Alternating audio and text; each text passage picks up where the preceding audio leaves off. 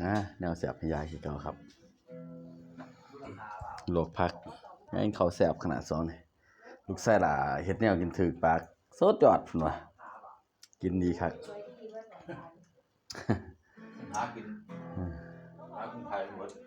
เมื่อวานย่างให้ได้ไข่มันเบิดได้ตัวไข่มันควรเอามาให้เจ้าในวานนี่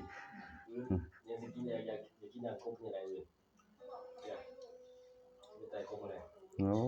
ผมขังไว้ผู้แห้งไตกบเพิ่นว่ะต้องก้อยครบกว่า30ตัวก้อยใส่บักม่วงแล้วยายใจมากเลยย่างแห้งๆก้อยใส่บักม่วงสิมาเคลียร์งานจักน้อยนึงคันถึงเลขนี่ก็สิเลื่อนให้ดอกจักมื้อ2มื้อพอมีปัญหาหลายห้องเช่าก็ดีอยากดูแลอยากเต็มที่อยู่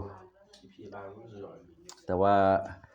ก็ต้องไปเคลียร์งานนำหั่นล่ะน้อยนึงคือผมมีเวลาว่างหลายกว่าหมู่ดอกเดี๋ยวเดี๋ยวค่อยเอาค่อยเอาเบิดละยากดอกนี่แหละผมคนทั่วไปล่ะผมก็ดีก็